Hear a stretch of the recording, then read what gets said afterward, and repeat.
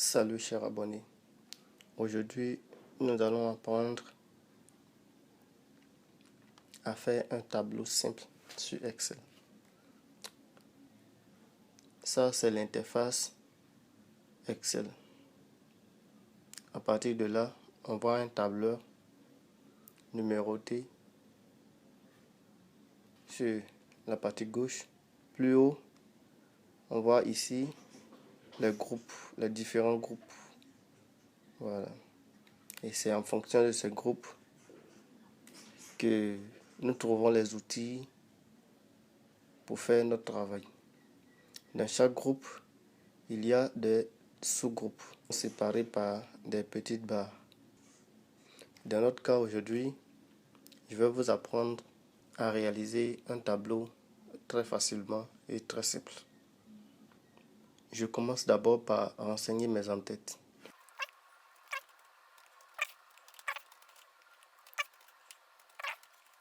On constate que ici, la phrase dans cette cellule est plus longue que la cellule elle-même. De ce fait, je viens sur l'en-tête et je fais double-clic. Lorsque le curseur de ma souris se transforme en plus, je fais double-clic et Excel me renvoie sur la largeur normale.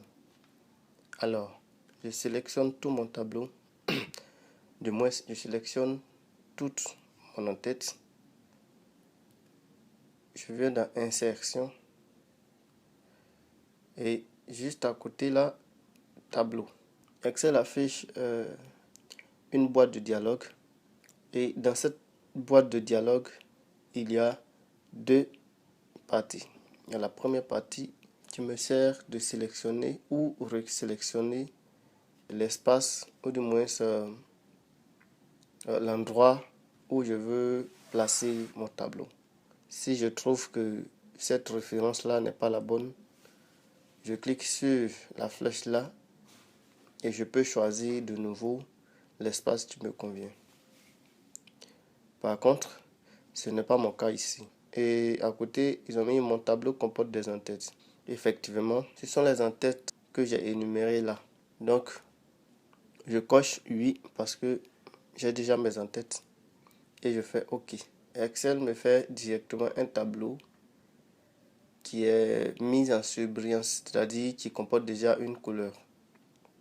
Et vous voyez juste à droite, à votre droite, vous allez voir les différentes couleurs que Excel vous propose pour votre tableau.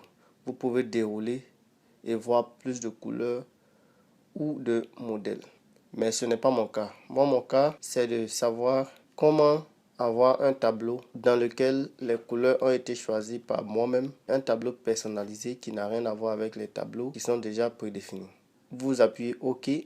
Excel vous envoie directement dans le groupe Création. Dans ce groupe et dans le sous-groupe Options de style de tableau, vous voyez plusieurs boîtes à cocher. Alors, il y en a déjà qui sont déjà cochées. Dans mon cas ici, il y a 3 déjà qui sont cochées. Parmi ces 3, je vois ligne d'en-tête. Ligne d'en-tête me permet de soit garder la ligne d'en-tête que moi-même j'ai choisi ou soit l'enlever. Mais ça ne change en rien sur le tableau. Voilà. Si je le décoche, vous allez voir que mon en-tête ici a disparu.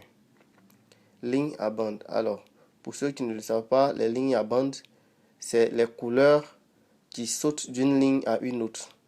Regardez par exemple ici, vous avez du gris, du blanc et du gris et du blanc.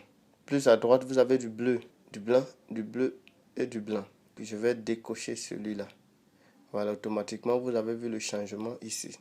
Les boutons de filtre sont ces petits carrés blancs dans lesquels on trouve un petit triangle. Ça sert de faire les filtres.